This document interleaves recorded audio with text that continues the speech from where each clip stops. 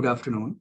It is my immense pleasure to take this opportunity to welcome you all here today for the workshop series on research and publication of the IRCHSS 2023. International Research Conference on Humanities and Social Sciences, which is organized by the Faculty of Humanities and Social Sciences of the University of Sri Jawadanapura, is an event that has attracted both local and international scholars over the last few years.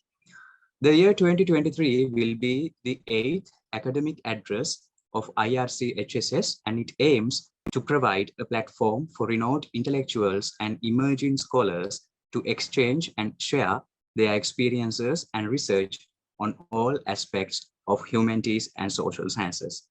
As you may know, this is the second workshop of our workshop series under the title Research Design, which is concerned with the organization and writing of a publishable research paper. And during this workshop, you will be trained through tutorial support and practical guidance. First, I would like to invite Dr. Tharanga Veerasooriya, Conference Chair of the IRCHSS 2023, to deliver the welcome address. Okay, thank you very much, Kanishka. Venerable monks, resource persons, and the participants of the workshops, I warmly welcome you to the second workshop on research writing and publication in association with IRCHSS 2023. The workshop today, which is on research design, is conducted by Professor Sasanka Perera and Professor Ravi Kumar of the Department of Sociology of South Asian University, India. We had the first workshop on abstract writing yesterday. It was a very successful and productive meeting. The third workshop on critical evaluation of abstract and paper, conducted by Dr. Praktik Faulkner of the Department of Archaeology of the University of Sydney, is scheduled to take place from 2 p.m. to 4 p.m. tomorrow. The fourth and the last workshop, which is on philosophy for social research, is conducted by Professor Jayadev Yangad of the University of Colombo from 2 p.m. to 4 p.m. on 3rd of May. So the supreme goal of this workshop series is to facilitate the enhancement of the quality of the research conducted by students, junior and senior lecturers who are commonly referred to as researchers in the fields of humanities and social sciences. At the same time, our conference is taking place on 16th and 17th of March next year. And another goal of this series of workshops is to facilitate the process and quality of abstract writing. So with the training gained through these workshops into writing of abstracts of very high quality, we also expect you to submit abstracts to our conference. We have extended the deadline for abstract submission till end of May this year. And after the workshops, we will have about a month to reflect on and write a good abstract and submit it to our conference. In general, through the scientific insights into various aspects related to quality research gained through this series of workshops, we wish to create a very productive and effective research culture in our country, which will in turn serve to make the lives of the people here and around the world better. This series of workshops was an idea suggested by Professor Siranta Heenkenda, the Dean, Faculty of Humanities and Social Sciences of the University of Sri Jawadanapura, and developed further by Professor Venerable Pinnavala Sangasumanathera to put into action. I hope that we will be able to see the fruits of their visionary thinking in due course. I wish you all a very enjoyable and productive series of workshops. Thank you. Thank you very much, sir. Small notice for all the participants. To reduce the disturbances, we have muted your microphones. So if you have any concerns or questions, please raise your hand. Also, we are giving time for the discussion at the end of the workshop. Now, I would like to invite again Dr. Tharanga Veerasooriya to introduce our resource persons, Professor Sasanka Perera and Professor Ravi Kumar.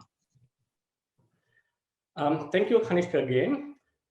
Professor Sasanka Perera received his PhD in anthropology from the University of California, Santa Barbara, USA, and now teaches sociology at South Asian University, New Delhi.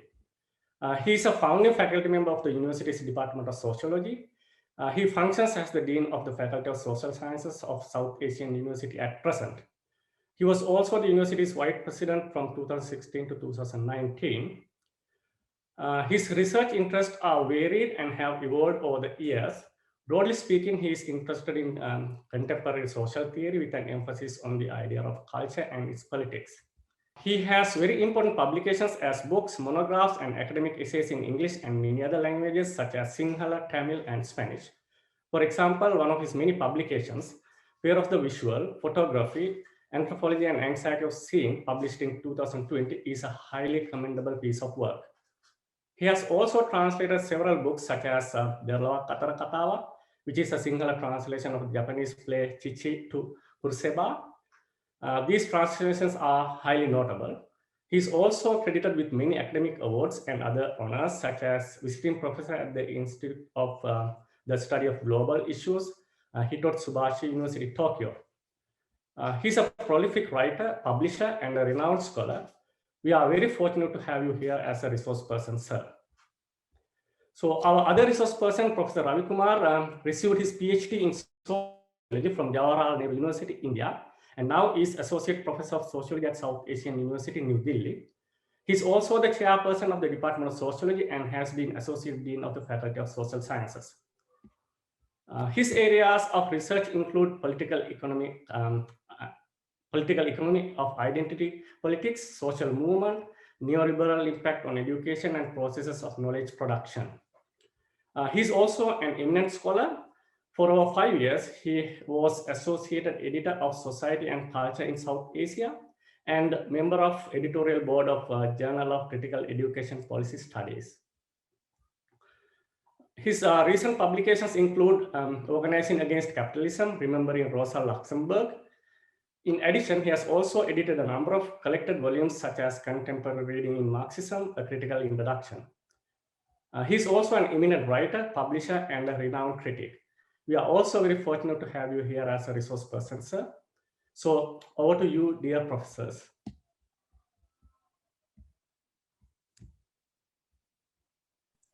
Thank you very much, Sasanka and Kanishka, right? The other colleague. So what we'll do is I had asked my colleague Ravi Kumar to join me for one simple reason, and that is to, I mean, he's much younger than me, but has a very good publishing track record. So I think that is a qualification enough to talk on the subject that we have to talk about. But there was, a little bit of confusion in my mind when I was asked to do this by, I think, Sasanka and the Dean. And that is, I wasn't sure whether I was supposed to talk about writing a paper on research design, which are two different things. And in my conversations with the colleagues who are organizing it, both of these things came up. So what I'm going to do, what me and Ravi are going to do is to talk about three things that are interrelated. And we generally, whenever we have talked to, talked at these kinds of events in Sri Lanka in the past, in my case, in the case of India and Bhutan, in the case of both of us, we tend to emphasize on these three things. So I thought we will do the same. One is to talk about what needs to be fulfilled before research and before formulating a research design, and obviously before writing. And I will do this, and Ravi will intervene whenever there is a necessity. The second theme that we want to discuss has to do with actual formulating of a research design, and this will be done by Dr. Kumar. And three, we will be discussing how to write a research paper. That will be also done by me and with interventions from my colleague. Now, one of the things that I want to emphasize is, see, we have to realize that Sri Lanka in particular and South Asia in general are in a fairly serious crisis when it comes to social sciences and humanities in particular, right? For example, if we were not in that kind of crisis, we will not be having these workshops. very simply, because you will already be familiar with how to do all these things as part of an ongoing discourse. So why I want to say this is simply because if you don't understand that we are in a particular crisis and the nature of that crisis, then it's very difficult to address that. So given that, I'm very happy that this university and the faculty of social sciences and humanities has seemed to have identified this crisis, which I assume is the reason why this series of workshops are being organized before the conference. So the logic, I suppose, is that whatever is produced for the conference would be of reasonable quality. Now, when I say there has been a crisis, and I'm not just saying this for the sake of saying it, I was part of the Sri Lankan university system until about 11 years ago. And so I do have some inside information. And when I say this, I say the criticism on the basis of particularly one important fact. And that is, since about the 1970s, Sri Lanka's contribution to global knowledge in humanities and social sciences have been pretty close to zero. And whether we like it or not, that is the reality. So I assume that the effort of your university is to try and make some difference in this scheme of things. Therefore, these kinds of trainings. So if anybody wants to, other than the technical material that I have shared with you, I can also send some material that I have written and Ravi has written about this crisis in South Asia and in Sri Lanka. If anybody wants to, let me know. Okay, now let's get to the actual discussion. And as I was saying, I want to first talk about what is, people don't really realize it, but before you write a paper and before even you formulate a research design, a lot of other things must happen in our heads, right, in our minds. So obviously you can't start a research project or writing from simple scratch. It just doesn't work like that, right?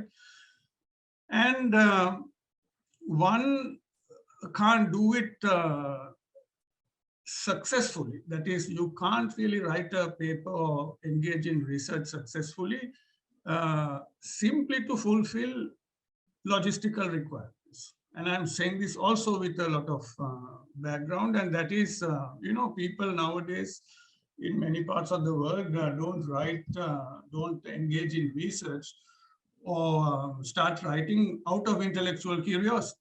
They do it for very simple logistical reasons like, oh, there's a conference coming up, I have to write a paper.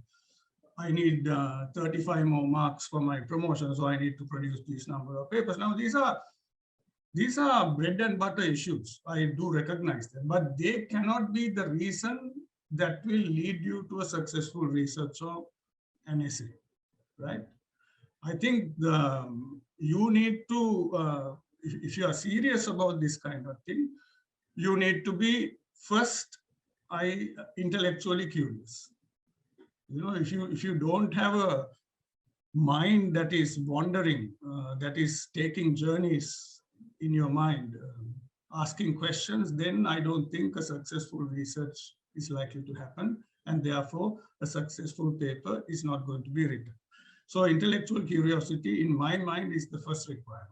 All this is before writing, before formulating a research design. This is a lot of thinking has to proceed. And you also need to be willing to embark on what I would call interesting intellectual adventures and take some risks, intellectual risks. And what I mean by intellectual risks is this. If you are going to write something which reiterates what your teachers have already said, then what's the point in writing something, right? So you have to take knowledge beyond your seniors. And that is what I keep telling my students, that if you want to be a good scholar, then you have to make sure that the parameters of knowledge are pushed beyond people like me and people like Ravi. That is how you advance knowledge, not by simply repeating what we are saying. So that's what I mean by being intellectually curious, and also by taking risks. And I say risks because, this is easier said than done. Okay. And second and third, I would say, we have to be practical enough to come up with what I would call researchable ideas, right? If you are going to explore something, it needs to be practical. It needs to be researchable. When I say practical, I don't mean something that leads to development, because that is another thing that nowadays our kind of countries constantly, particularly governments, stress that your research has to be relevant to develop national development. I'm not at all interested in that. That is one kind of research. But it should, whatever idea you have should be researchable. It should be something that you can put into a research agenda, right? And also, in my mind, any kind of research that you undertake must, we have to be sure that our work will be adding to the knowledge that exists, and not a simple repetition of what already exists. And I mean, you might think this is common sense, but when I read journals published in Sinhala and English in Sri Lanka, I see some very, very basic things being published. Things that we have known for 100 years. Things that we have known since the 50s. Absolutely no value addition, right? Nothing new. So why do you want to publish these things, right? So knowledge has to be always expanded. And another thing that we have to be sure of is that before we do any of these things, we must be very well read.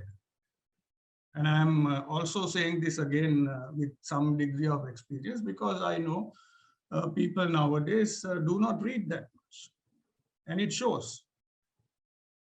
Whenever I talk to people in, not just in Sri Lanka, but even in India, sometimes one of the biggest problems is I can't carry on a conversation with people beyond a point, because I know they don't have the depth of knowledge. So then what do I do? So in other words, before you think of research, designs, and writing, you must be able to build your background through reading in your selected area or even beyond. Nowadays, in my case, I don't read too much on sociology and social anthropology, which is what I've been teaching. I read a lot on other things too, on archaeology, linguistics, sometimes on certain areas of science, and so on, right? Because these things interest me.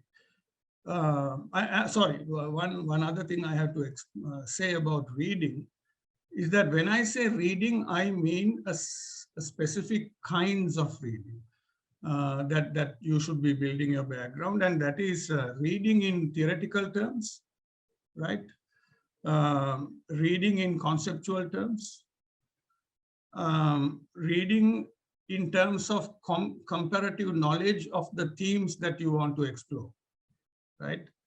For example, the area of research that you want to focus on, has that kind of thing been done in other parts of the world?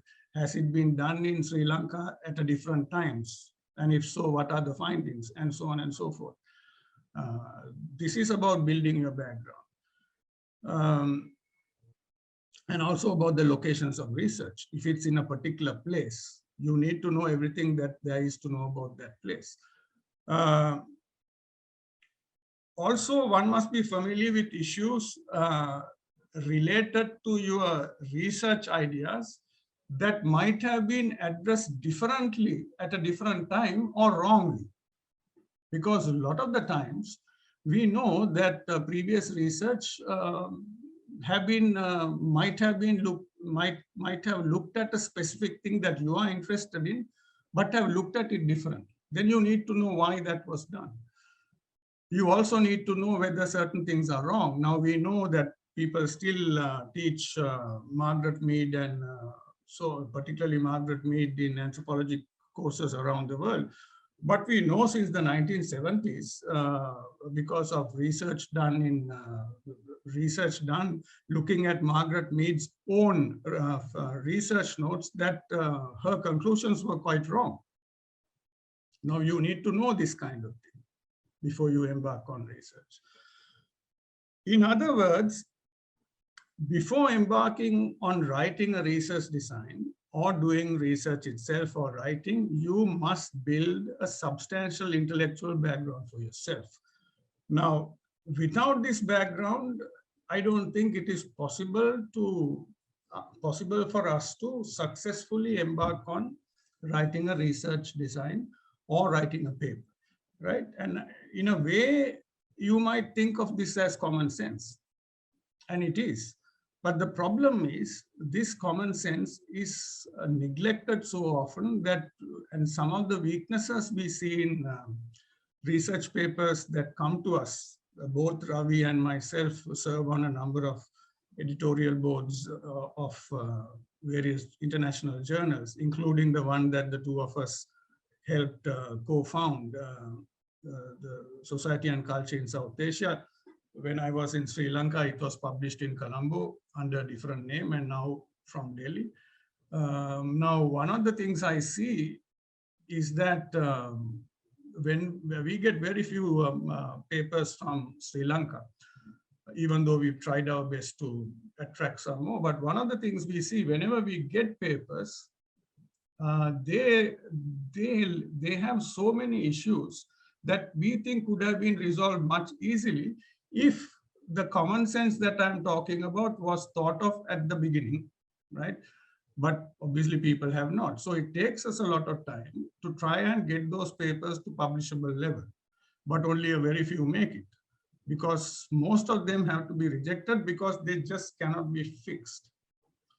They cannot be fixed because these commonsensical assumptions that I talked to you about so far have not really been thought of.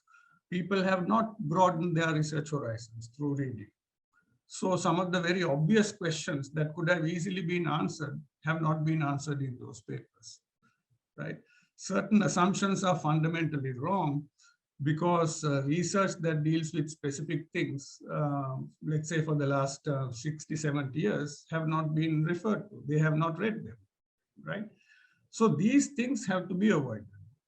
And they have to be avoided before even you come up with a research design, right? So what I have said so far deals with preparing your mind and your ideas before any formal research begins, before any research design is designed, and before any writing is done. So what I want to do, I will invite in a minute Ravi, Kumar to talk about formulating a research design. And if necessary, I will also jump into that conversation. This is something we teach both at the master's and the PhD level. In our university, we don't have bachelor's degree programs, so it's generally more advanced. I have a suggestion to the organizers, and I'm going to say this before I hand over to Ravi. This is a long-term thing. See, I really don't think that a workshop is going to create good scholarship, or let's say all these 4 workshops. I think what they will do is give people some basic ideas. But if your university is serious about fine-tuning your output, fine-tuning the scholarship of your own people, then the way to do it is to think of a longer-term program. I would say a mentorship program. Where, I mean, I don't know how many people are here today. There are 44. So I don't necessarily think all 44 of these folks are going to want to write in the long term as scholars.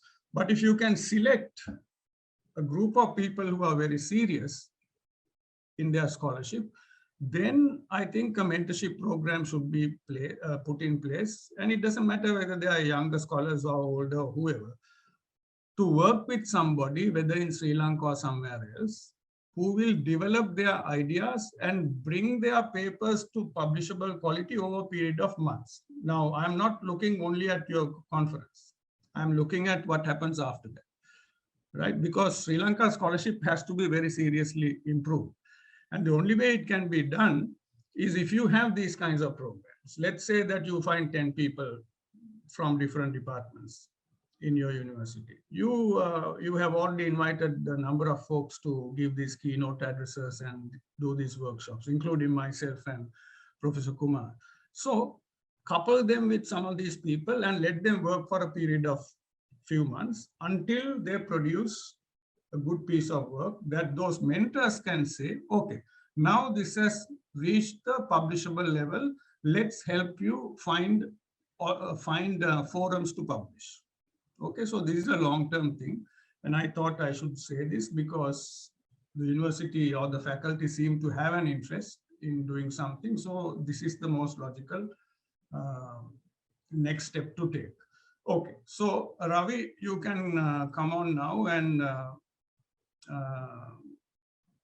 say what you need to say about formulating a research design. I'll come in a bit later to talk about writing. Thank you, Sasanka. I hope I am audible to everybody. You are. So, I think Sasanka has provided a basis of or how to and why to do research. It's always better if one can have a more interactive session of this kind. And the reason is when it is interactive, and interactive also doesn't necessarily need to be something like I speak first and then there are questions or doubts asked by others, but interactive also. So I was thinking, for example, Sri Lanka, the whole world knows that Sri Lanka is going through an unprecedented crisis. This is a workshop. I hope that there are people from different, if it is social science and humanities, I'm assuming that there might be people attending this who come from humanities as well as social sciences. One way to do research is you collate the facts and tell us what is this crisis all about and why has this happened. And by doing this, you will look at more or less the contemporary. So what it leads to, what many of you will be reading, what I have been reading, is it might be because of certain politicians, certain bureaucrats, certain policies that have been instituted right now by either current government, previous government, etc., etc. That's one way of trying to reflect on the contemporary Sri Lankan crisis. So, but is this really a research that will look at the contemporary crisis? And I think that it is not. If we would look at literature, let's say the Latin American literature, and I'm saying this because Latin American societies have had very tumultuous political, social, cultural past, which reflected on the politics of Latin America as well. And I'm giving this example because there must be humanities students here.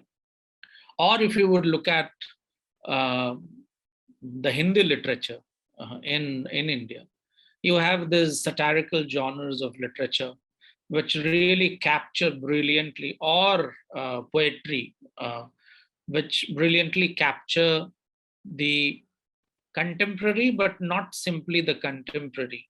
They arrive at the contemporary through understanding a process, why it has happened. Now, that is what research is supposed to be. I frequently have conversations with my colleague, Professor Perera, and one question that I always ask him is, this current crisis cannot be understood simply as something which has happened in last few years, but a good work of research must tell us what has happened in last 50 years because of which it has culminated into this. And I'm not talking as a student of political science. I'm saying this is true even for an anthropological work, because all of you must be knowing that there are anthropologies of state, there are anthropologies of corruption, there are anthropologies of, so many different things, how people behave the way that they behave. When I was introduced, one of the areas of interest that I have is social movements. And I also ask my colleague is, why is it that we do not have social movements when a crisis of this kind happens? As a researcher, when I pose this research question to myself, I'm not merely going to look at and say, it is not because people have gone bad, they don't think like this. No, as a researcher, my job will be to understand why there is inertia even when I don't have food, when I don't have fuel to drive my cars, or I don't get medicine, or I don't have hospital facilities, or I don't have electricity. Because as a social scientist, this is merely a moment to reflect an accumulation of a process which has happened over a period of time. Now, that is what research is supposed to be. And if you have to do a research on the contemporary, therefore, you will have to read the literature which was produced in 1970s as well, trying to understand the Sri Lankan society, 1980s, and so on and so forth. So there is no dearth of questions for doing research. Now the point is, and most important point is, what is it that one would like to do research or why do we want to do research? You must have seen, it's most of the intellectual scholars would do research classically.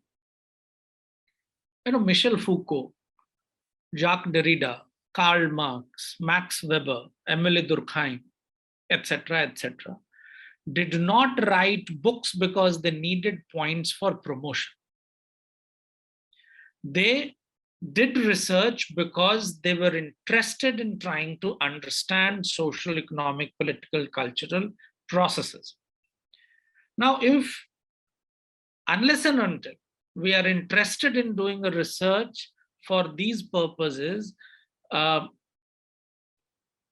it doesn't make much sense to have a very thorough, and as Professor Perera was saying,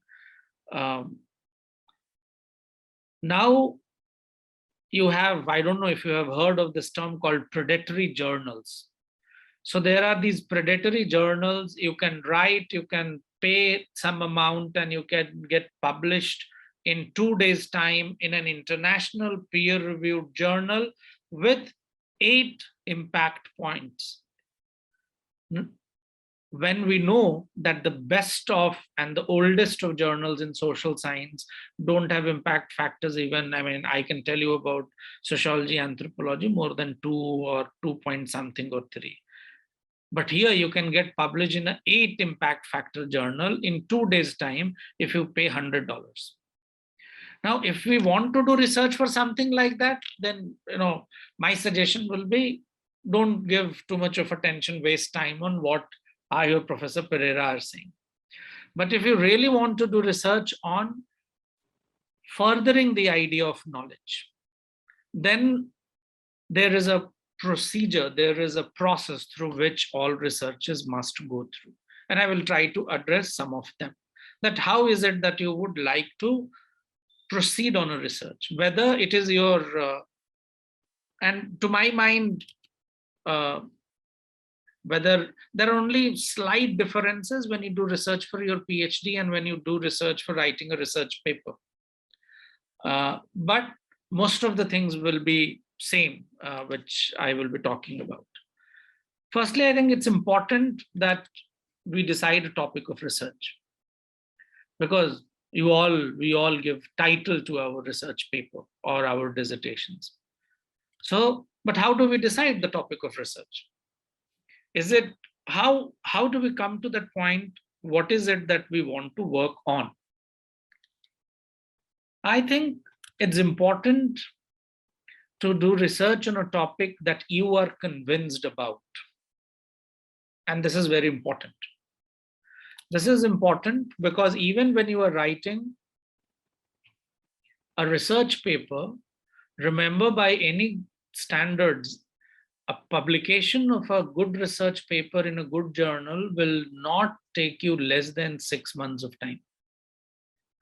Because you spend a lot of time in writing, and then the time it's spent on peer reviewing of it, and then it comes back to you for revision, then you resubmit it. There might be another revisions. If there are not, then it goes for publication. So minimum time frame anywhere is 6 months, and most of the good journals don't do it in 6 months. It will take you 1 year, 1.5, 2 years time. So it is important that we first write a 1-pager, 1.5, 2-page on what is it that I want to work on. Because this is the initial point which will tell why is it that I want to work on this particular topic. Number 2, what is it when I will try to work on it, I want to explore. Because we need to be very, and at this stage, you need not be very sharp, very clear, but this should be tentative. Because the moment you carry on this exercise, you might realize after writing 2 paragraphs, no, I'm not getting at it.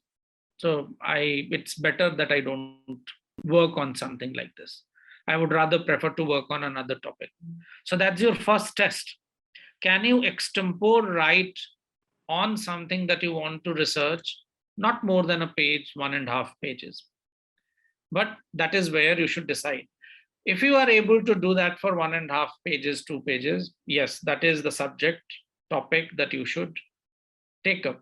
Because it doesn't make sense you losing interest in that project midway.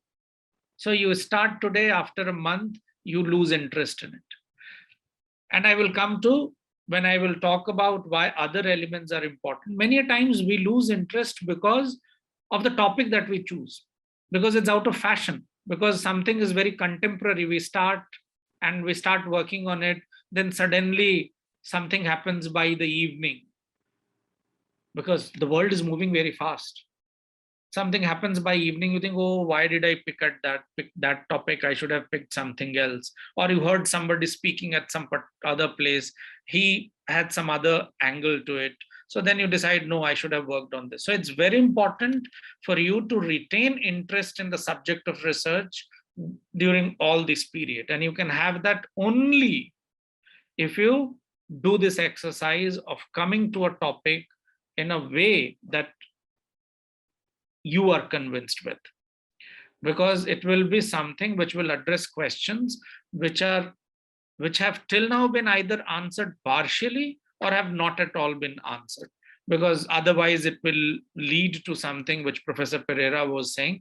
We will end up reproducing what has already been done. That is not research. That is like a new edition of an already existing book, or a new edition of an already published paper. So when you finalize your topic of research, keep in mind that your research should have a long shelf life.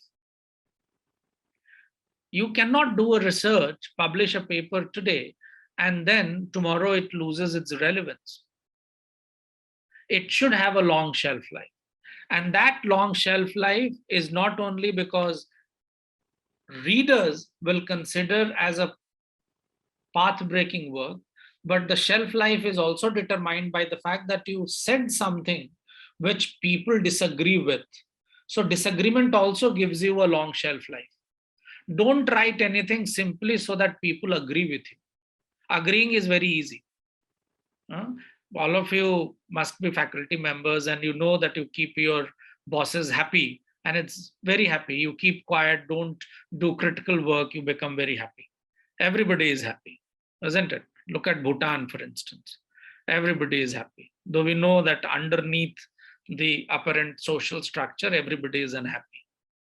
So long shelf life will also be determined by any dissenting kind of work that you do. Let's, for an example, you can do a fantastic critique of the field that you are working in, and the kind of work that has been done in Sri Lanka till now. And you can argue it out through substantiating it that the work done in Sri Lanka on this field has lacked so many things. Now, it will make people unhappy, but then this is a work which will be useful for others who are going to work on it, because it will give another dimension to that particular research. In other words, don't write anything which reproduces, don't do a research which is journalistic in nature.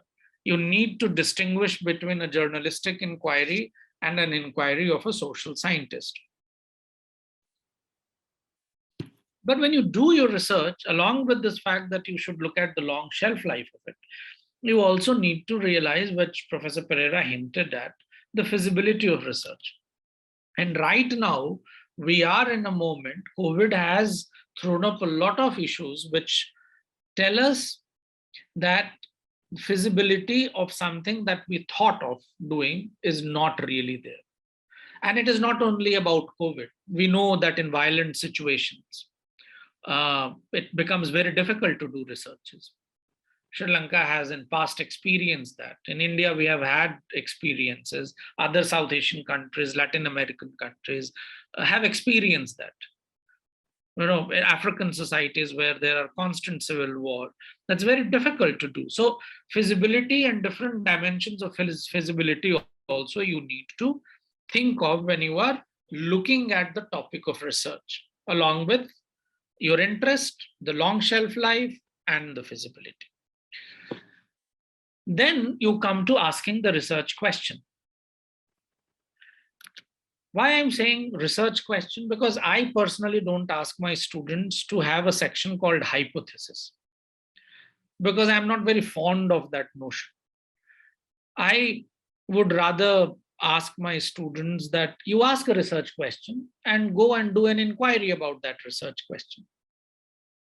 Do we really need something like, I'm giving this statement, this is my hypothesis, and I will in course of research see whether this is right or wrong.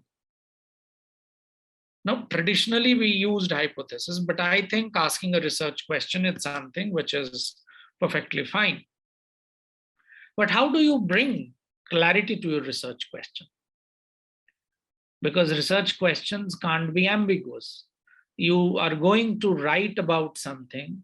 You can't be beating around the bush writing about something. You have to be very, very focused about the different dimensions of the theme that you have picked up to do research on. To bring about this clarity, it is important that you do review of literature. So that is going to be your next section in the research design. And this is going to be a very, very difficult thing, because you will have to read a lot. That reading will, it will do is it will give you not only clarity in terms of asking questions, but it will also tell you that you are not reproducing the work which has already been done when you start reading it. It also tells you about the gaps that exist in the research. Because as someone who is going to write a research paper or going to do a PhD, you need to know where does the gap in research exist. And it is that gap that you are going to work on. So that you can come to know only through review of literature. Now, you might get overwhelmed, so much to read. You know, every day there are, maybe millions of works being written globally. Now, how do I decide what to read and what not to read? You get overwhelmed. So you will have to think of, because your research can't be without a theoretical framework. So you will have to do readings around preparing a theoretical work for the research that you are going to do. Secondly, you will have to read on the method itself, because there are a lot of philosophical works around method itself. And I hope you can distinguish between the method and the techniques of research, which is what do you do when you go out there. Now, that technique also, there is a lot of work. techniques of going and talking to, let's say, your respondents, techniques of how do you approach a work. What kind of method are you going to use if you are going to do research on a novel which you read in Sinhala, but which was originally written in French? Now you will have to read a lot on translation studies, and that's about method. Because if you have read good works, which are translated works, you will come across lengthy note by the translators. You will also come across the fact that translator A is considered to be much better of a work than translator B. So whether it is humanities, whether it is field-based social science work, you will have to do readings around methods as well. Fourthly, I think, then you need to look at global researches which have been done. Because there is a possibility that something that you are looking at increasingly, we find that a lot of things that we have been thinking, and that is one of the points that decolonization scholars are talking about today, that something might, till now we might have been reading that this Western scholar gave us this concept, and we are now using that in our classroom in a university in Sri Lanka. But then when you start exploring the works within Sri Lanka itself, you realize that no, something very similar was written in Sri Lanka as well. Hence, global, and it can work the other way around as well. So it is important that you look at global researches on the theme topic that you have picked up for research. Now, again, as I said, you will be overwhelmed. You might be thinking, this guy is asking me to read too much. The shortcut of doing that can be, if you start reading a work, obviously there are bibliographies in that work. That also leads you can make a connection. Because if you pick, let's say if I have picked up a research theme on social movements that I'm looking at, and I'm reading, let's say, work by scholar A on social movements, which is considered to be a germinal work because it would make distinction between, or gives a history of social movement, new, old, all those kind of things. So the scholar will be also referring to other works. Now I go to that work and see what that author had said. So you will find these ways of trying to connect one work with the other, which also acts as a guide for you. So that is something that you can use as to reduce your job of going around. And in today's time of Google Scholar, if you are very good, I find that students find it very difficult. So what I do is I will ask my student to sit with me. They come, sir, I didn't get any work of relevance on the theme. I said, but I got many. See, so it is important for you to know what are the keywords that you will feed in Google Scholar, which will give you references to journals and books in that particular area of research that you are picking. Most of the times we do not put right keywords. And keywords we will come to know only if we have clarity about what we are going to do. And if we have also read certain basic works. So once you have done your review of literature, you come to the methodology part of it, which will largely be about what kind of methodology would you use in conducting the research. It can be qualitative, which goes for humanities as well, and for social sciences in general. It can be quantitative, which also goes for humanities. So for example, a lot of work which has been done on the politics of printing and publishing in literature also looks at what kind of works and how many works were being published. So what kind of works were getting published when dictatorship in a particular Latin American country was there? It involves certain quantitative knowledge as well. It is not as complicated as you would need a SPSS or any other software. And in social sciences, you do that very often. You use quantitative techniques. I personally prefer to have a combination of both, because I think that a combination of the two allows one method to be checked by the other method. Because researchers cook a lot of things. They cook data. They're very innovative. We have become very innovative because of the speed with which we have to produce things. Then you need to talk about relevance of research. Now, this is something again which is, it's a tough question whether the research is relevant or not.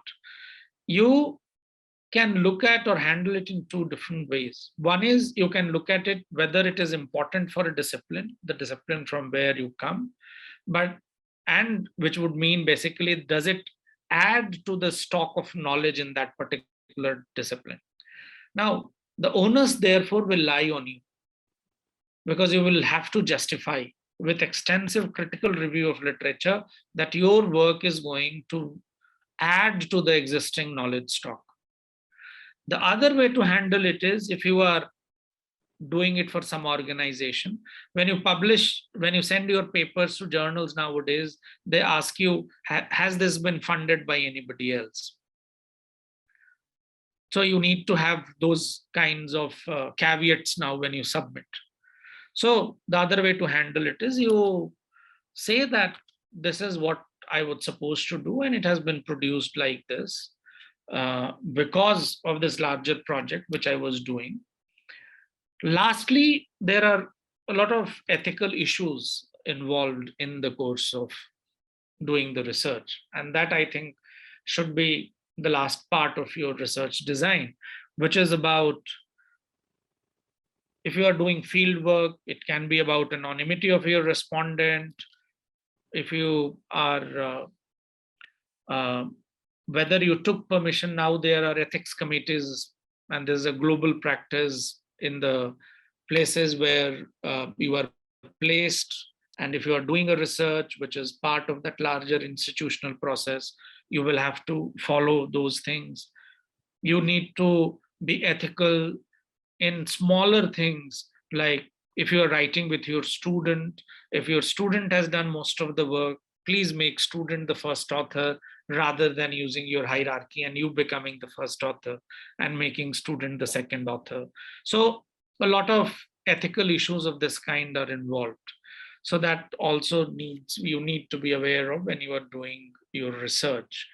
So that's all from my side. Sasanka, if you want to add something. So, I mean, I will talk about writing in a little while, but let me try and summarize what my colleague has just said in terms of a kind of a structure, so that you can be sure that this is what we have discussed. But of course, there is a danger of giving a structure to something like a research design, because I don't want to see people getting imprisoned in what we are suggesting, because whatever we are saying, whatever we have said about how to design your research will also change a lot on the nature of your research, the disciplinary areas you come from, and also the exact theme of your research. So a lot of things will change on the basis of these parameters. But at the same time, there is no harm in having some sense of a structure. Now, most of it, Ravi has already said all these things, but I'm going to summarize it. Now, he started by saying that you should start by a research title. I mean, that is very important. Again, as I was saying before, you might think of this as common sense, but these common senses are often forgotten. That is where the problem is. So I would say in a design, the first thing is the title, as he was saying. Second is the, the research question or questions. We are not very fond of hypotheses, but if that's what you people are doing, that's a different matter. The difference between the two is, of course, a research question is very open. A hypothesis is much more closed because it is a kind of a preliminary answer to a question. In a research question, we don't give an answer, we have it open. When you are doing research questions, of course, when you are formulating research questions, as is number 2 in your kind of template, you have to ask a number of questions. That is your research question feasible in terms of doing the research? Is the question clear? This is what Ravi was saying at the beginning. Write about 1 page and see whether this makes sense and whether you have the interest. And also ask whether the question is significant in terms of adding to new knowledge.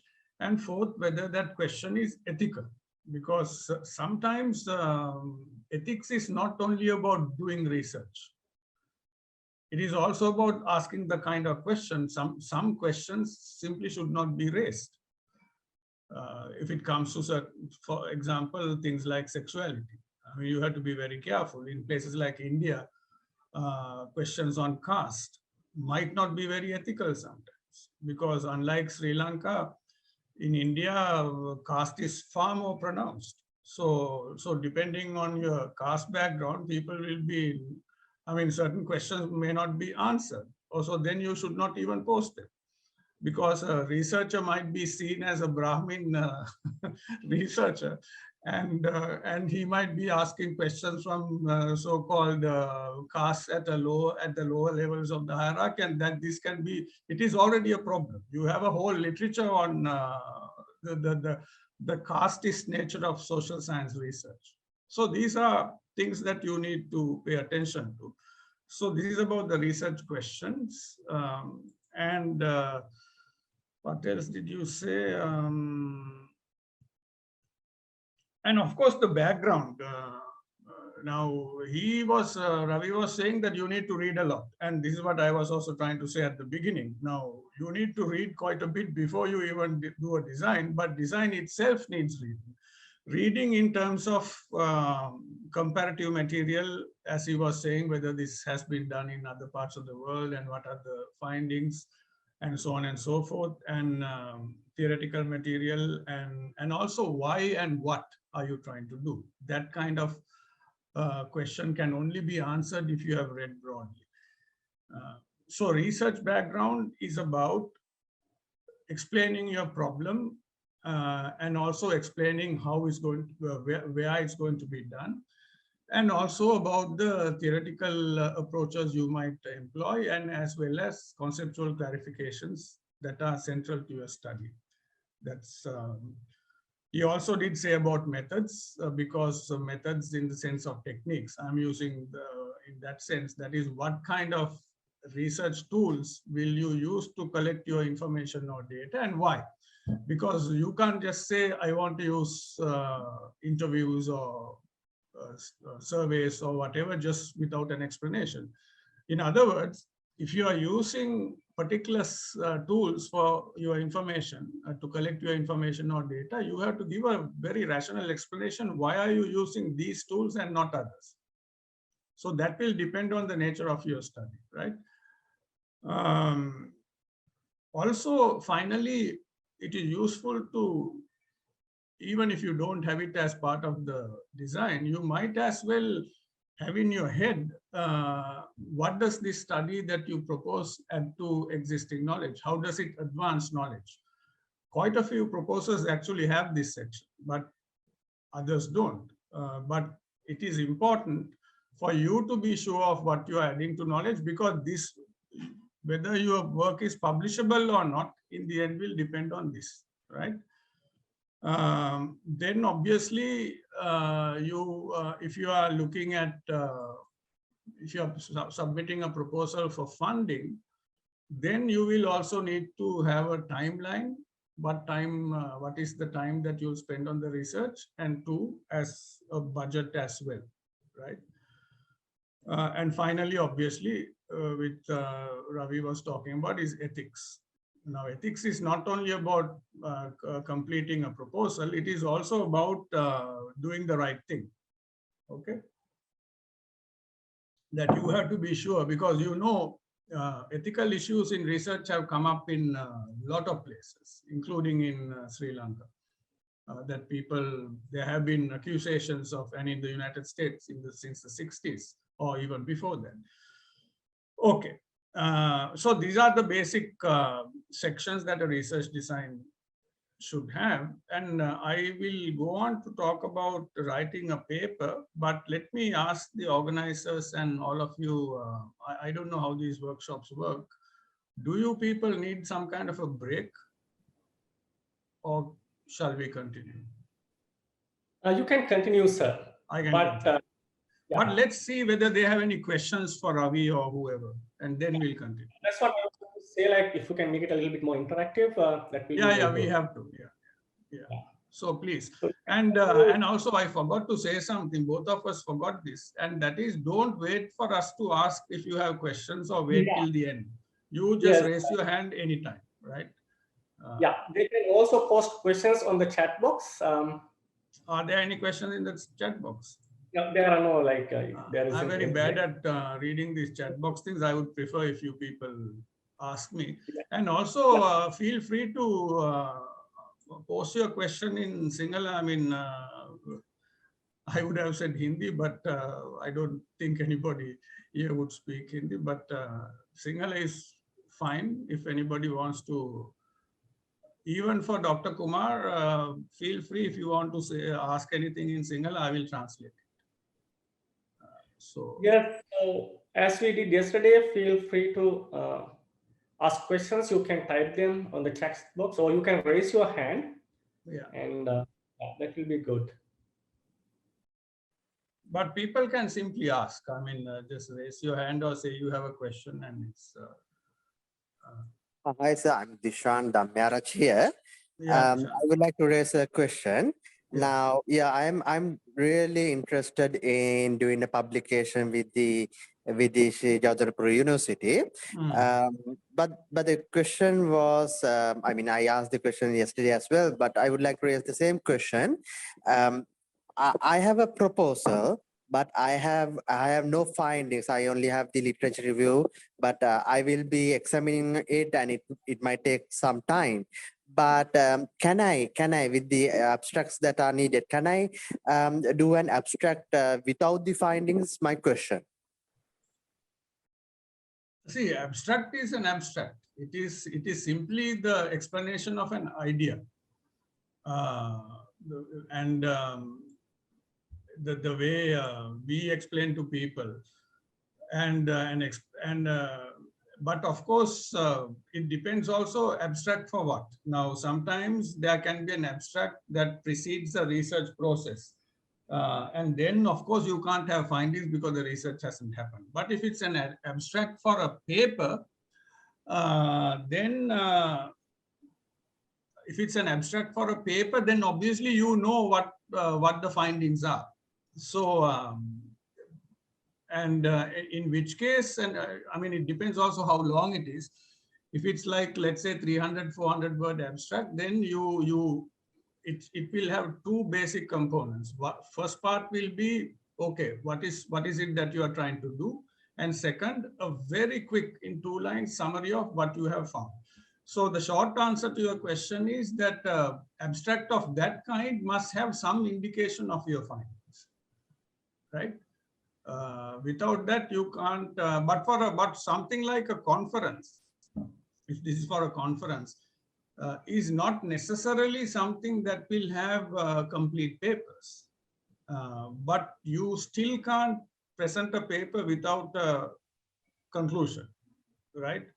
So in that sense, an abstract ideally for a conference or a journal kind of thing must have some semblance of a finding. I would say a conclusion, like some, some closure. It can't be open. If I can I Go ahead. if I have understood the question correctly, it's about an abstract for the forthcoming conference, isn't it? Yes, that's correct. Yeah. So I was thinking that he can still have the abstract, and as you were saying, Sasank, he can talk about what is it that he's going to deal with. And basically the abstract needs to state the kind of framework that he is using, what he is going to look at, and what are the different dimensions that you are trying to understand in your research. I think that's it. And when you present, by then your findings will be ready, so you can present it by then. No, this is also true if your abstract has to be submitted very soon, and obviously your findings then will not be available. Then That's the case. The abstract needs to be submitted by end of May. Then you have to follow what Ravi was just saying. You obviously can't. We can't have a conclusion in that sense. Yes, thank you very much for both of you. Thank you. Sure. Anybody else? So the chat box is also open now, and yeah, you can, like, if you want, you can ask questions. You can like type questions. Thank you. Sir, the same question, person who raised the question previously, Dishan here. So in regards to the methodology, what can you explain us in regards, or give your insight about the methodology that we might have to follow or something like that? Well, that depends on that's a very broad question. It depends on what your background is, or what I mean, what discipline you come from, what is the nature of your research. Now, even if let's say I'm a sociologist, now I can explain the kind of research that I might do and methods that I might adopt, or tools, but then somebody who's in let's say literature might pick something that is very different. For example, they will deal with something like discourse analysis, whereas I also can do it, but it will be very different the way I look at it. I may not look at the contents of literature in the same sense as somebody who's a literature person, right? So that is going to be a very difficult question to, unless you are coming from a coming from a very specific research question, then it will be much easier to ask, right? But I'll try to address it a bit later. There was something that came in the chat box. No? How do I look at this? I'm very economics, or if you are a statistics student, you are going to, even when you look at the quantitative data, you have the possibility of looking at two kinds of data. I don't know if Sri Lanka has a massive national level surveys in terms of quantitative data. But let's say if a country has a massive data set which comes to us as a report, let's say the report on unemployment in Sri Lanka, that it will give you 1,000 tables of the different kinds of different elements of report. It will give you correlation between maybe religion and employment, unemployment. It will give you correlation between class, region. You know, it can be so many things. But there is another data set which you don't have as a normal reader when you go to the website and download the report. That is the primary data which they provide. Now, as a desk work, you can ask your statistics body of the country and you can get that. That is how those who work with quantitative data do that. Now, so this was about economics. If I have to do a desk work in the Department of Sociology, I will primarily do it through review of literature. And when I am looking at, if I select some publication that reveal cultural facets, can you tell me the topic that you are looking at? Now, this is again very broad, no? Cultural facets of what? Mashi? Village society. Okay. Now, if I ask you, what do you mean by cultural facets? Let me make this slightly easier. Okay, caste, foods, maybe. Okay. See, if I'm going to do a desk research on a village society and try to understand the cultural facets of the village society, I will be looking at only the secondary literature, which is the work which has already been done. Now, even in that, you will have access to different kinds of resources. You might look at a journal article which talks about some village somewhere in Sri Lanka, which had this fantastic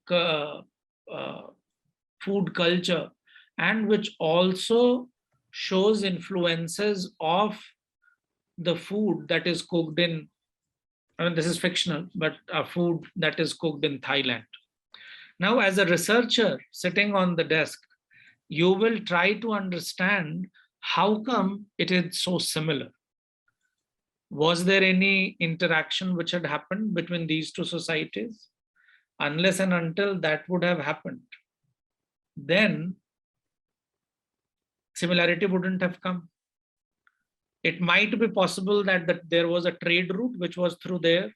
So you need to, the moment something of this kind comes up, you will have to fish for literature around these diverse areas. You will have to look at the history of it. You will have to look at the trade. You will have to look at whether there was any, if it is about religion, that can also be helpful. So you need to map when you are looking at trying to look at the cultural facets. But what Sasanka was indicating a bit earlier is very important. I don't know whether you look at it or not. If you have studied, there was this historian called E.H. Carr, C-A-R-R. He wrote a tiny book, all of you should read it, called What is History? And E.H. Carr in his book would say, before you study history, you study the historian. And before you study the historian, you study the times in which the historian is writing. Now, because you are going to the method that you have to, and if you are going to do a critical review, you will have to first ask the question, who went and wrote about this village society? Was it the colonizers who went and looked at, and when I say colonizers, I'm not talking only about the white-skinned colonizers who came to South Asia. I'm even talking about the elite colonizers of the city going to the village.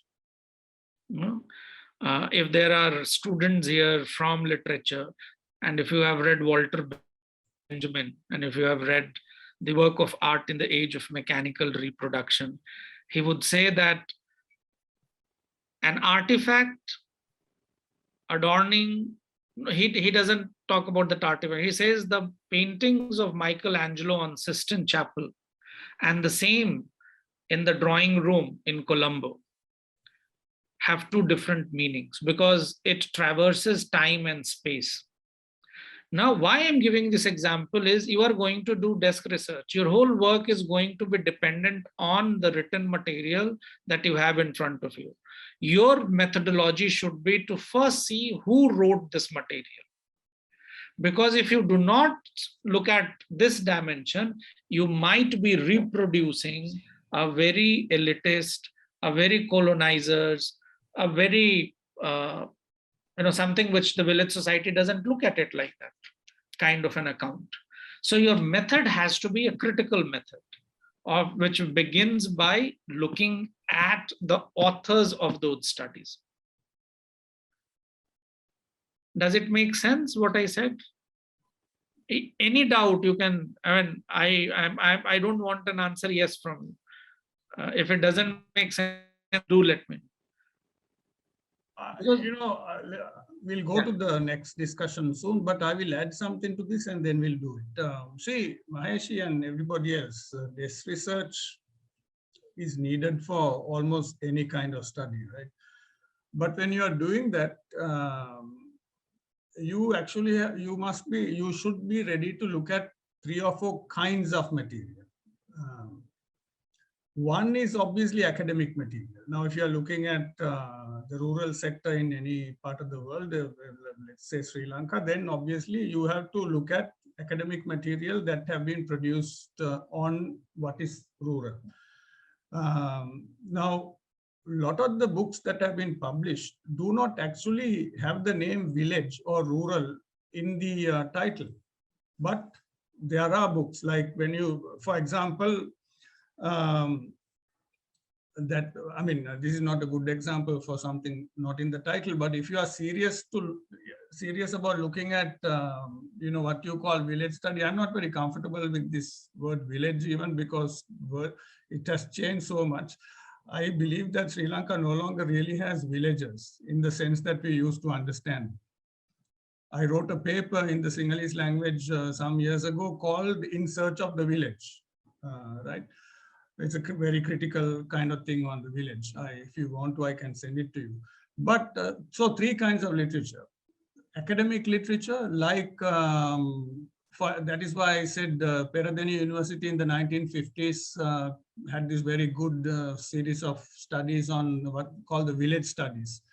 And it has, it compiled some very good information on the rural sector around the Candian Hills.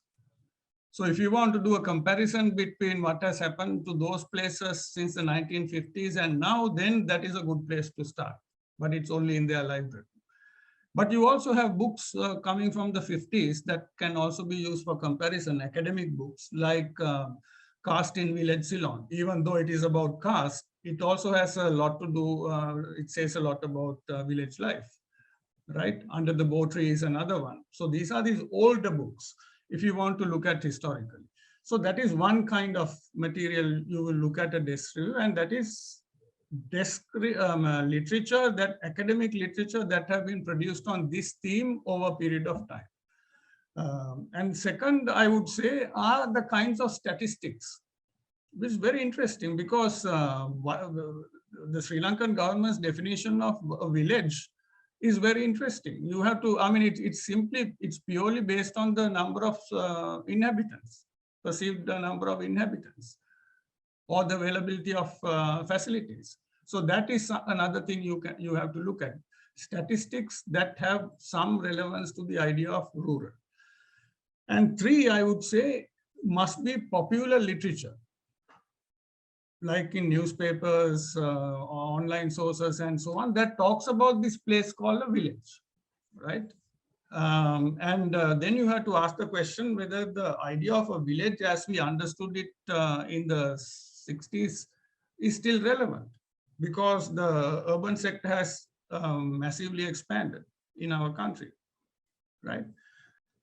So, okay, there's another question. We'll come to this in a little while. Otherwise, we'll miss this writing part. Ravi, you can come in anytime. I just want to rattle off a few things, and then I will do this very quickly so we can have a discussion. And this is about the actual writing of what the organizers had called a publishable paper, right? Now, if you have completed what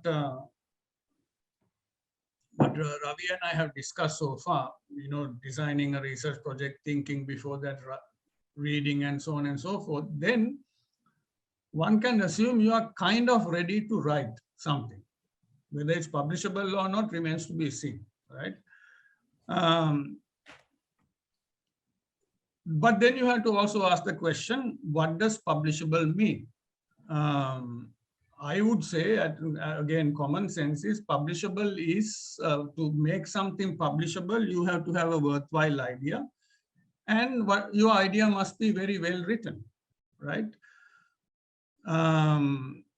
Then you also have to ask the question, is your paper worth publishing from a knowledge point of view? This is what I've been repeating more than once today, and that is, if you are writing something that has been said many times before, if you are simply summarizing literature without really coming to any significant conclusion, then you have to really ask yourself whether your paper is worth the effort being published, right? And again, I am saying this because I have seen many journals published by the University of Kelaniya from Ruhuna, Sabaragamuwa, and I haven't seen anything from Jayawardhanapura so far. And these kinds of places, Colombo, all these places, I've seen journals publishing very, very basic things. They don't really add anything to knowledge. These are all things that an old person like me already knew. So what is it that adds to knowledge? So my question, my bottom line for me is, it is not whether a paper will ultimately be published by a journal or a book publisher, or if a book is published by a book publisher. The point is whether it's worth publishable in an intellectual sense. And if it's not, if it doesn't deal with a good idea, if it's not well written, and if it does not add something new to knowledge, then it is not worth being published. That is the bottom line, right?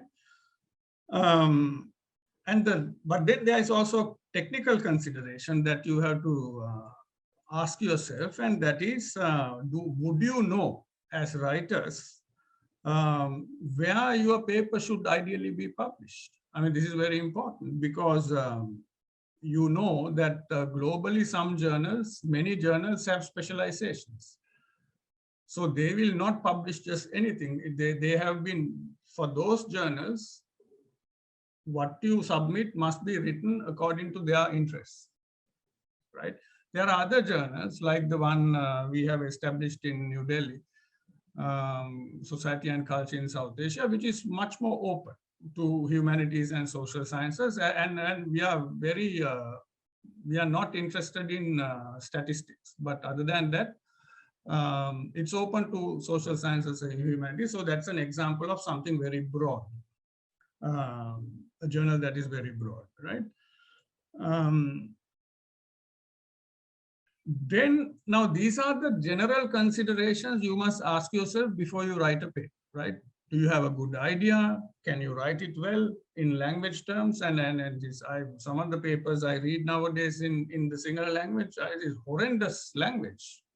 I'm surprised that after more than 50 years of Sinhala language education, the people's Sinhala is so bad. Forget English, right? So now, most of the time, journals and reject papers because they are not publishable, not because of ideas are wrong, but because the language doesn't hold up, right? Globally, this is what happens. Okay, now let me say how not to write a paper as well.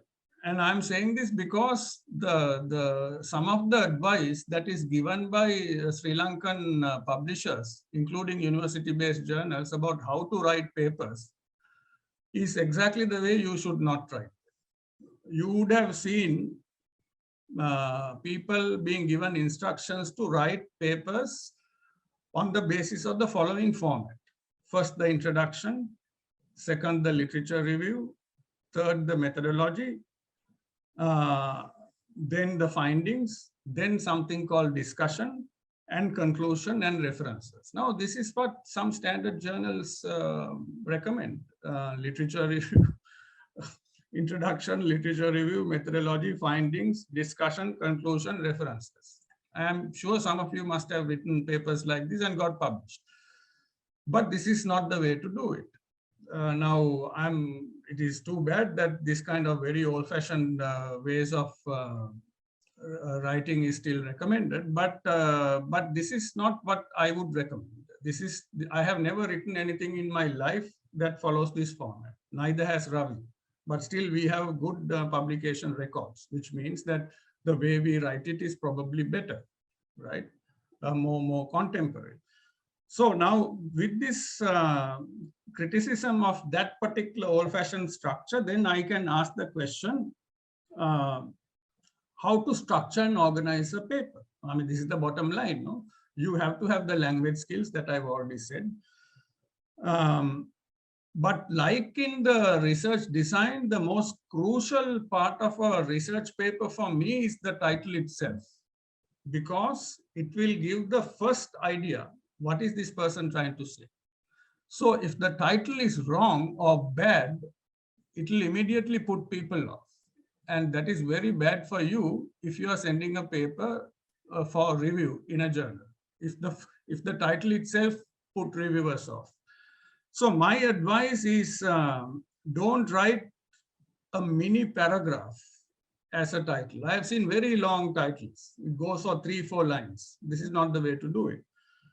You should make it very short but clear, and sometimes maybe a brief few word explanation after a colon. Let me give you an example. This is something I just coined this morning. I can say something like this because you are experiencing these youth protests in Sri Lanka. My wife is now taking part in one of them. I was told she's marching from Independence Square to Golface right now. So now, given that, I will give you a fictional title like this: Spatial Considerations in Youth Protests in South Asia. That is the first part of it. It's very clear, no? It's about space in youth protests in South Asia, right? Then the title, the subtitle after colon could be 2013 Shahbag protests in Bangladesh and 2022 Gota Go Home protests in Sri Lanka. So now very clear. It's only looking at spatial issues in South Asian protests by looking at 2 youth protests in South Asia, one in Bangladesh, one in Sri Lanka. Both were quite similar. Right? You may not have heard of the first one, but it was in 2013, again led by young people, mostly university students, again in Dhaka, main protests. So very clear, short title. That's the first thing. Then the second part I would say is the introduction. And I would say, other than the title, introduction is the most crucial part of a research paper, because like the title, the introduction will also give you a basic idea, the reader basic idea what you're trying to do, right? And if you already have a research proposal, decent research design, you can draw from the research design for your introduction. So one of the things you should do in it is to clearly say what you want to achieve right at the beginning. You know, I see this introduction that will become very flowery, goes around and round and round and doesn't really say what you want to do. But that is the first thing you should try to say. Then offer a very brief background to your problem. What is it that you're going to address? This is something that can be based on your research question that you put into your research design. That will also talk about the space where it needs to be located. It can be geographic. For example, if you take the title I gave you, you will have to explain something about the history of Golface, because it's the first time that that place is being used for protests of this kind, right? It used to be a colonial space. So suddenly a space for the colonial elite before independence has now become a site for youth protest, right? So that history and the geographic background has to be explained. Then part of the background is built on the by contextualizing it with the aid of existing literature. This is what Maheshi was asking in a different context, the kind of background material that exists on youth movements, protests, and also Sri Lanka's city space and on Gulf face, right? And also in the background, you can also discuss lapses or weaknesses in existing studies that deals with this kind of thing, right? That is how you build a fairly robust background to your study. This is where everything will stand. Now, also you have to make sure there is a clear flow of your argument from the very beginning. Identify the different aspects that should ideally be addressed to argue your case. These can be presented, I would suggest, generally as subtopics, right? Because it's always better, is easier for the flow of the paper if the different aspects that you want to take into account are presented as subtopics. Now, if you take the ongoing protests in Sri Lanka, you can have a number of aspects that can be probably part of a paper on protest, contemporary protests. One is spatial politics.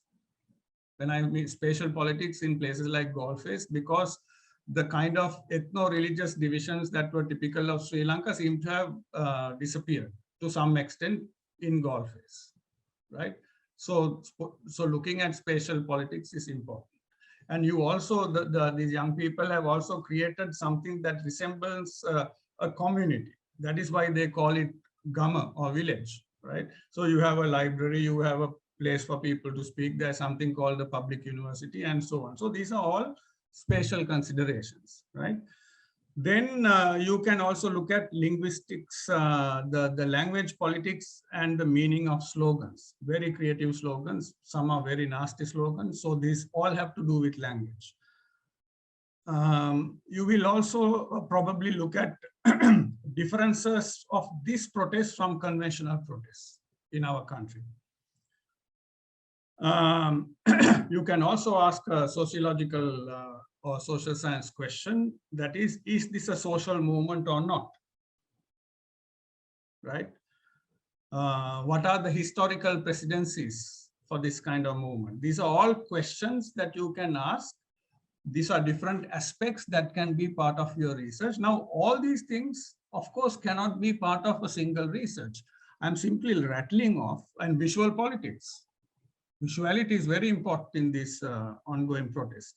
And identity of protesters. A lot of people complain these are urban middle class people. So what? Is that important? What do protests offer to rethink the future of our political system? Now, all these aspects can be part of your paper, but not all of these things can be part of a single paper. So I simply gave certain themes. So depending on your research question and depending on your interests, these kinds of themes will be the areas that you focus on, and they will become part of the sub-themes that you will present. Now this next thing is very important, and that is what you write in a paper cannot be simple descriptions. Now, unfortunately, in Sri Lanka's case, I see a lot of papers are only descriptions, beautiful descriptions, but descriptions. Now, you have to present the descriptions along with the theoretical engagement to explain what those described things actually mean. So, if you are looking at the ongoing protests, you also have to engage with it theoretically to explain what does it mean, what kind of protests are these. Are they anti-state protests, or are they, does class matter in explaining these protests? Right? Does the generation matter in these protests? Right? So to talk about this, you have to also fine-tune theoretical ideas. You have to fine-tune concepts like class, like generation, like protest itself, social movement, those kinds of ideas. And then everything you write in terms of description as well as theoretical interrogation must ultimately lead to the main argument you are trying to make. And anything else is completely irrelevant. Now, one of the things I see in papers written by Sri Lankan academics is that there's a lot of irrelevant material. Things that don't make sense. Things that if you remove, the paper will still stand. So that means it's not needed, right? Then we come to the conclusion part, which is, if everything that I've suggested before have been done well, then the conclusion is about bringing all those ideas or arguments together and creating a final argument. A final argument to fulfill the problem with which you started, right? Then obviously you know that we have to follow this with a bibliography, and I don't know what kind of method your university is using. It can be the Chicago school, it can be anything, but as long as it's a standard bibliographic system. But nowadays, you also have to be very careful with copyright of photographs and those kinds of things. So I would say, in my mind, this is the kind of general structure of a decent paper. Now, what I suggested before also stand still, and I'm saying this to the organizers, and that is, if people want to be put in touch with some experts in either our university or somewhere else, or we want to create this mentorship kind of thing, I'm willing to help, if as long as people are serious. Yes, sir. And actually, we have been discussing that. It was one of our dean's ideas Yes. to we could start with abstract writing, like abstracts to conferences. Yeah. So actually, he suggested that at the beginning, and we are going to implement that. Good. So if we can, find some mentors like from here, and also that will be very helpful. And also we are trying to, connect with researchers and professors in other countries like Canada, US, and Australia. So we are, because we have lots of people who have completed PhDs and come back and working in Sri Lanka. So through them we can connect to people outside, and so our aim is to develop this research culture in Sri Lanka. So that's you must. It's in a very bad shape. So anything you do. We agree.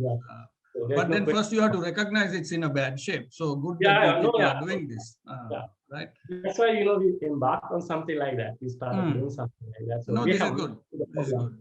Yeah. So any other questions we can always try to answer, but also feel free to keep in touch. I mean, share my email address with anyone who wants to write.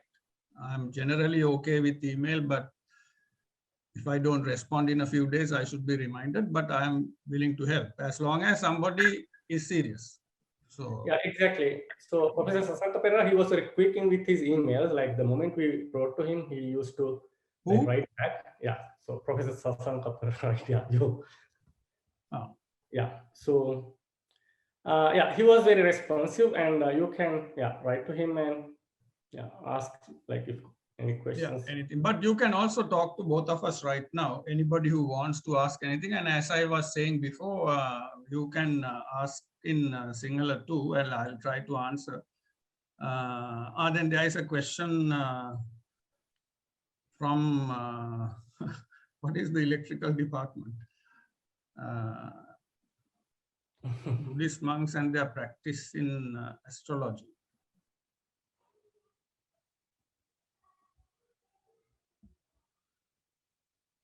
This is a very interesting thing, but this there's a lot of literature. See, you also have to make a distinction between any religion. You're talking about Buddhism, no? Core Buddhist ideas, the philosophical aspects of Buddhism, as in the things like Abhidharma, and what people actually do, including monks. Now, Anagarika Dharmapala was also trying to eradicate some of these practices. It didn't work because some of these things are ingrained in the Buddhist system, not necessarily in the philosophy of it, but in the way people practice, right? So therefore, monks practicing astrology kind of thing is not surprising. It has happened for a very long time, and it will continue to happen for a very long time. So now the question you have to ask is, this knowledge we know. Colonel Olcott was very opposed to this. There's a whole lot of literature. If you go to and read his diaries and the diaries of Dharmapala, both in Sri Lanka and India, there are a lot of references to the same problem. And one of our students, former PhD students from Sri Lanka, has also studied this, looking at not just this, but she was also looking at the idea of science in Buddhism from the 19th century.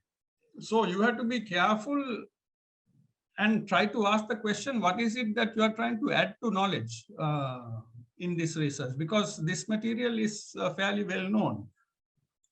Unless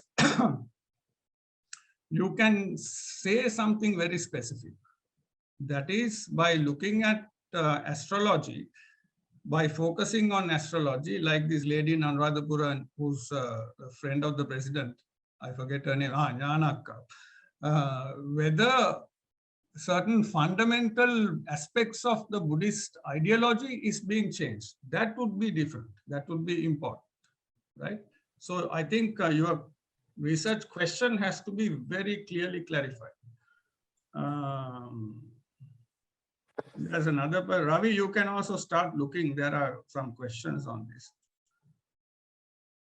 Digital anthropology and popular Buddhism, this is my kind of thing. And Ravi would be interested too.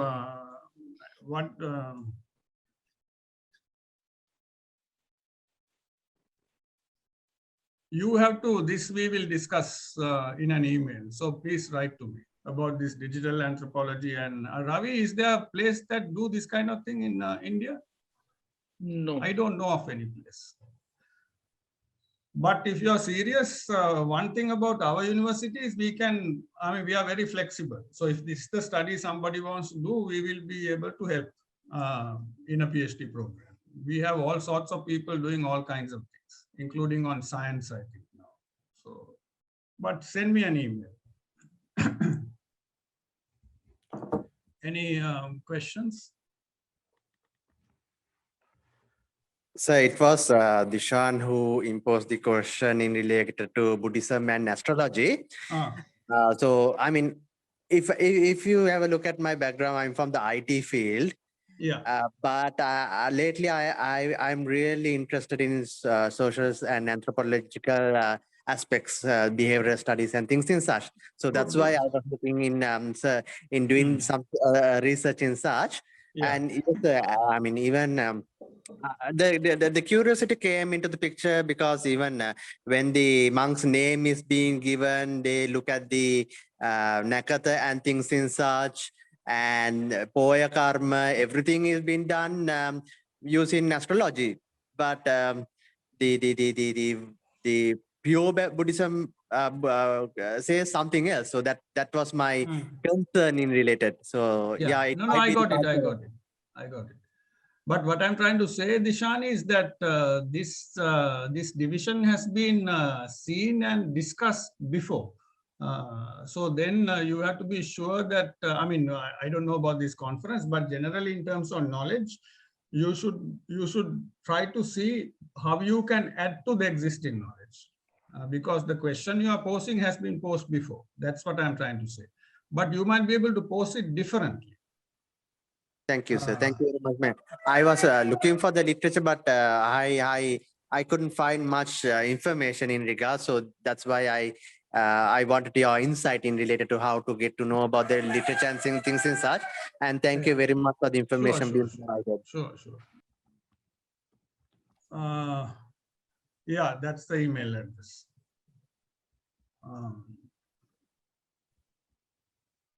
Digital anthropology, I didn't think anybody would be into this sort of thing in Sri Lanka. So good if you're doing this sort of thing. But anything else? Feel free to ask, because I think this is the time to get this thing, these papers organized. No, I mean, I have sent a lot of literature to you, which I think the organizers must have already distributed. Yes, or sir, they we will have do shared it. Good. So if that's the case, you don't even have to listen to me. You just read that stuff and you will be able to write a decent research design. And I've sent something separately to Taraka, and that is about writing creatively in social sciences. And all these things, I mean, you have time. The conference is in 2023, I think. No? So there's time to develop something decent. So any other questions from the audience?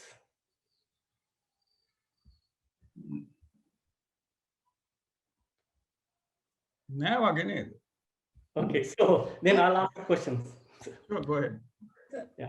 So you are of the idea that we should not follow the traditional kind of format of a paper. Yeah. And so my field is linguistics, and when I write papers, like I tend not to follow the traditional kind of format. For example, especially I don't have in my papers, I don't include a methodology section, because in linguistics it's not easy to kind of apply a particular kind of methodology. Yeah. And then sometimes the journals and even conferences like ours, they ask, like they give us a structure kind of. And then what I try to do is kind of, especially when it comes to the methodology section, I kind of try to force a method or kind of thing and kind of fake. And so can you give us some insights as to how? No, you're absolutely right. Now see, I've been trying to say the same thing to my friends and colleagues in Delhi University for the last 10 years. Yeah. Their dissertations, PhD dissertations also follow something which I consider very conventional. Yeah. And they all agree with me. But they say, well, what to do? This is what in our regulations, so we can't do anything. So nothing changes. But when those same people who graduate with a PhD write to our journal, when we don't accommodate this kind of conventional methods of writing, then they restructure their argument presentation in such a way that it becomes far more creative, and we publish them. Yeah. So, but you have to be smart. That's what you are trying to say, no? And that is, if a journal or a publisher asks for a particular method, and then obviously you have to give them what they want. There's nothing you can do about it. Exactly. Right? Unfortunately. But if you are as old as I am, and then obviously you are operating from a position of relative power, no? Then you can tell them, listen, this is too old-fashioned. I don't want to do it. Take it or leave it. And I have done that too. But to say that you have to actually have a certain kind of background. But for the moment, yes, as young scholars, if a journal asks for something that you know is conventional, you might as well give it to them. How else do you get yourself published? But what I'm trying to say is, generally, if there are no restrictions like this imposed on you in a conference or in a journal, now, for example, our journal don't do this. Also, the main sociology journal in India, the contributions to Indian sociology, has been there for 50 years or so now. It does not impose this kind of thing. So there are a lot of journals. Public culture in the US does not impose this. South Asia, coming from Australia, does not. So there are journals that are far more flexible. And I think you should go for those kinds of journals which will allow you a more flexible form of presentation, more contemporary form of presentation. But at the same time, if specialized journals, whether in linguistics or something else, wants you to write in a particular way and you know it's conventional, you don't have much of a choice. And I think that's that flexibility you have to give yourself. Okay, yeah, thank you very much, sir. Sure. Sir, yeah. So one more thing, so this is regarding literature. If the researcher cannot find contemporary studies done recently, if we refer to the studies done one or two decades ago on the same area, is there any kind of restrictions? Could you please tell me something about the literature, the time and the literature, what we have to focus on in our studies? No, it is, I mean, you have to be careful, but there's no rule. I mean, this is something I should have explained. I did say that you have to look at your material historically, but you see, I'll give you an example. Now, before Kataragama became a sacred area, Puja Bhumi, right? In the 1950s, I think. And now, obviously, you can't find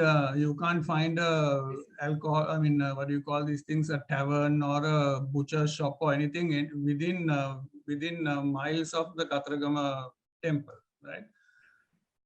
But before the 1950s, before it was declared a sacred zone by the government, the Vedda people used to come and offer dadamas to the god. That was done, but now you can't even think of it.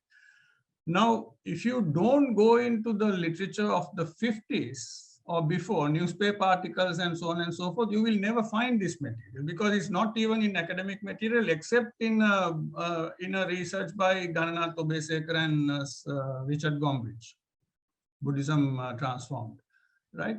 So, I mean, there are certain times, that you have to go to the past, sometimes not just 10 years, but quite a bit of the past to bring certain material to the present so that you can make an argument. That is one. Second is, you can make an argument for contemporary things by taking material from the past as long as you can establish certain things have not changed. Now, that establishment is something you have to do with your research.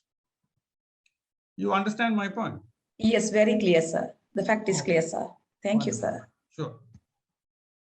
Okay, so material have been shared, apparently. Good. But these are things that we usually use with our master students. So they might not be advanced enough for you, in which case, let me know.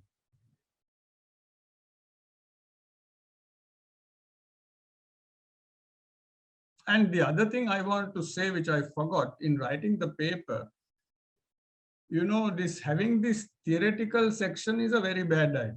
And again, some journals and, these publications might insist on it. Now, we, in our university, we very adamantly discourage this. It doesn't mean that we are not into theory. It simply means that theory is something that you should engage with throughout your paper. So I said, no, that certain subtopics are useful to be introduced when you are writing a paper. So under each of those sub-themes, when you are dealing with your material from the field or from your literature, you also have to explain what is going on. And the way to explain that is by engaging with theory. Because theory is actually a tool. It's a kind of a key to unlock a kind of an intellectual mystery. So obviously that key has to be everywhere, right? It can't be at the beginning of the paper or at the beginning of a dissertation. You have this very bad practice in Sri Lanka, and also, as I was saying, in these older Indian universities, where a document begins by saying theoretical discussion. Doesn't make any sense. You know, theory can't be at the beginning and not somewhere else. Theory should come wherever it is necessary, which means throughout the text. Yeah, so that's a very good point, sir. Yeah, I also used to write, something like theoretical background at the beginning, and then kind of very briefly refer to what I have discussed at the beginning as theoretical background. But now I have understood that, I have learned that theory kind of has to be explained, interspersed throughout. Throughout, yes. Good. So you should be telling your students exactly the same thing. Yeah, that's a very good point. Yeah. So that was not much clear for me, sir. So you said that the theory has to be applied throughout the study. Yes, so, throughout the paper. So could you please explain with a simple example, if you don't mind, sir? Sure. Now, if you are looking at, let's say, the protests, the Sri Lanka's protests, ongoing protests. Now, you can come up with a Marxist approach or conflict theory in general, and the old-fashioned way to do it is you say theoretical discussion, and you will talk a lot about Marx and Engels and whoever else who have talked about conflict and struggle. Even neo-Marxist theories, you will talk at the beginning. And then you will say discussion, and in it you will only explain what you have seen, what you have gathered from your field. There is no connection between that theory part and your research. So, in other words, theory becomes something like a piece of jewelry that you wear on your body, which doesn't touch any other part of the body. Now, the whole point of a paper is to engage theoretically with the material you have collected as part of your research. And to do that, you can't imprison theory in just one section of the paper. You can give an indication that you are interested in particular theoretical approaches at the beginning, fine. But the actual engagement must come throughout the paper. So in other words, theory has to be everywhere. So when you are talking about spatial dimensions of the contemporary protest, you have to bring the relevant theoretical ideas to explain what spatial politics is. When you are looking at the visual aspects of the ongoing protests, then you have to bring the theoretical ideas from the theory of visuality to the sections where you actually discuss it. It can't be at the introduction. It can't be at the beginning, right? This is what I was trying to say. Sir, were you talking about the inductive approach? No, I wasn't talking about anything like that. I am simply talking about something very, very basic. And that is not to imprison theory in one section of the paper and not to have it in other sections of the paper. Yes, we used to keep them in isolation, sir. Now it's clear, sir. Yeah, that's what I'm saying. Isolation is the better word. I think this started long time ago when lazy teachers, lazy university teachers found it easier to deal with. That you look at the theory and say, okay, this guy knows his Marx and whatnot, and then go to the rest. But it's a very bad habit. And even literature reviews, like that's what people do. Literature review, they write it and then. No, even that literature review as a section is still a bad habit. Yeah, that's a very good point. It's like theory. Literature should inform you what you want to argue wherever it's necessary. Yeah, so in a paper, it's not a good idea to have like literature review kind of section separately. So you should kind of talk about it throughout the paper. Yes, wherever it's necessary. And one question, sir. So theoretical background and literature kind of background, review or something. So do you see kind of, can you explain it? Is the line like? I didn't understand. So the difference between a literature review and kind of a theoretical background. No, see, literature review as a process, as something that you do will bring you all kinds of information, including theory. Yeah.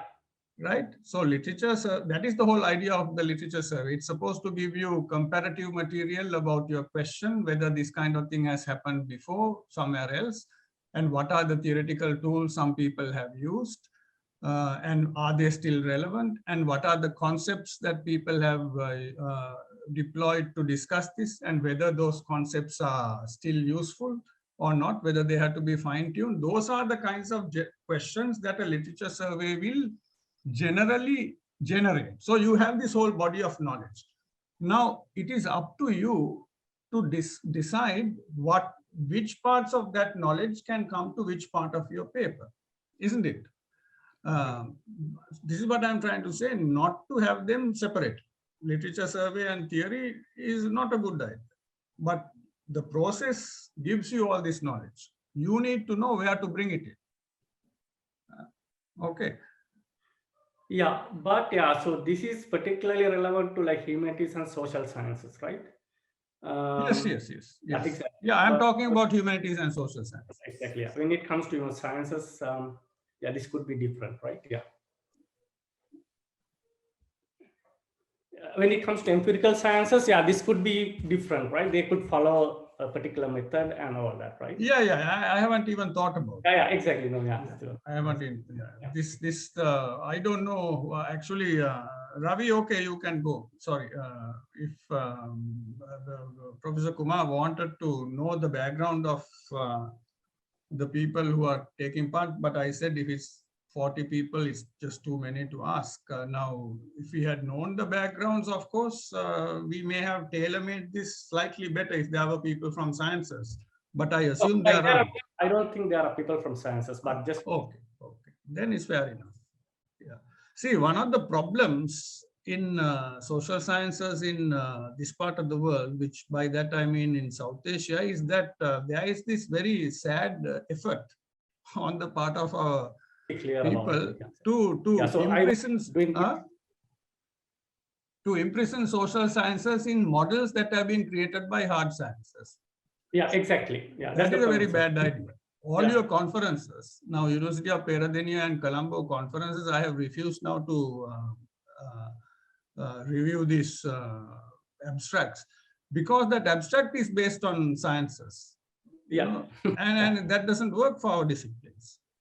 Yeah, so that was my point actually. I want to like kind of highlight the difference. Yes. So yeah, no, there's a very crucial difference. Yeah, exactly.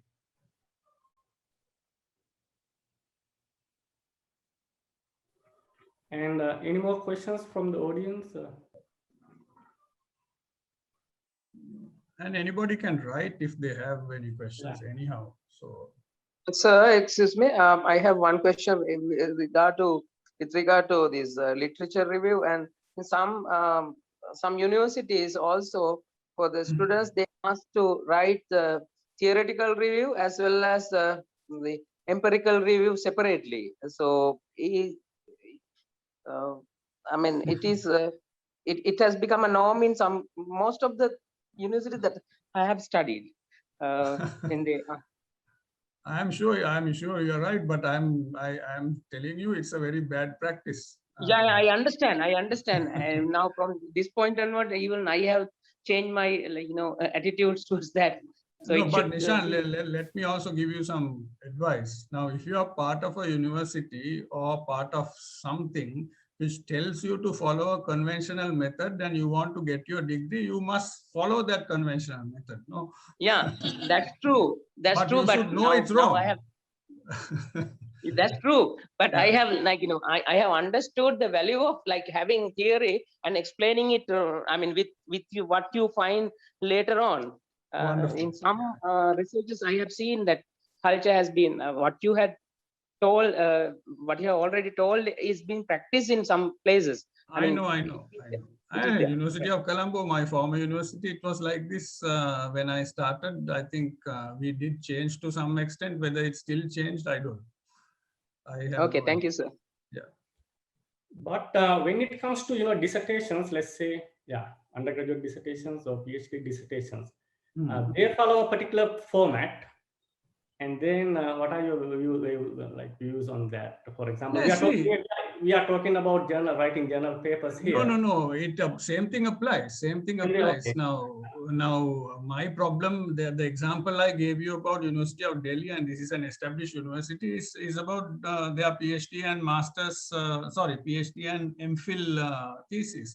Very conventional. They have the same method of doing things. So, but my university, because we are new, and also because I was opposed to these things, from the beginning, we changed the whole thing. So it is very contemporary. It does not follow any of these methods, any of these ways of doing it. But now, if you have the authority, when I say you, I mean your university, you should revisit your dissertation writing practices and change the system so that it's much more global. And if you need help, we can always help to do it, because we've done it before and fairly successfully. But there's no point in keeping this old-fashioned way of doing things, because it gives young people the wrong idea. You're right, exactly. For example, in North America, so when I came back here, and then many journal papers and all the local journal papers, especially local journals, especially. They asked for a methodology section. I talked to many people and said, for about 10 years, I have never, written a methodology section. I know. This is the problem. See, methodology is important, but you don't necessarily have to put it as a section. We kind of discuss methodology throughout. Exactly. So if you can make these changes, that is part of, having these seminars like workshops is one thing. But the more consistent way of making changes, if you can introduce these changes to the regular university functioning in your faculty. Yeah, so actually we have been trying to do that, sir. Good. For example, we used to have actually this conference that we are involved in now, it used to have something called extended abstracts. And now, we have, this time we are getting rid of that. Very good. Asking for 2-page abstracts, and then the reviewers have to be based on 2 pages. Useless thing, those extended abstracts, completely useless. And so a reviewer must be able to, make a decision based on 2 pages, right? And also that is always a tough thing. But the more logical thing to do is, if you really want to look at somebody's paper, decide on the basis of an abstract, and then you can insist that they submit to you before a particular time the first draft of the full paper, if you really want to do that.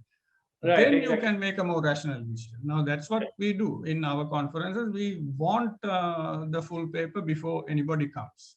I was also of the same idea, and then so we had to kind of face an issue about taking part, people writing to us, but still lots of people are arguing about it. But people are lazy, but this is the way to do. Then you know your quality before they come. Yeah, maybe I will implement that. For the next time. If you have the authority, please do that, because that's what we have implemented in my university from the beginning. Most major conferences, particularly if you are paying people to come from abroad and other parts of India and so on. Okay, that means you ask for a short abstract first, and then before the conference you ask for the full paper. Full paper, and we can still reject it. Okay, that's a good idea. Right. Then also it helps publishing, because most of our conferences end up as publications, not conference proceedings, but proper books. Okay. Because we get a head start in editing. It's for that reason that we ask for this. And so actually we have. No, there's no difference between reference list and bibliography. It means the same thing. Dilshan had asked some question. Okay. So, sir, if there are no any questions, can we conclude the session? You are the bosses. You decide what to do. Okay, sir. So now we have come to the end of our second workshop of the workshop series on research and publication of the IRCHSS 2023. Now I would like to call upon the conference secretary of the IRCHSS 2023, Dr. Taraka Anand, to deliver the vote of thanks.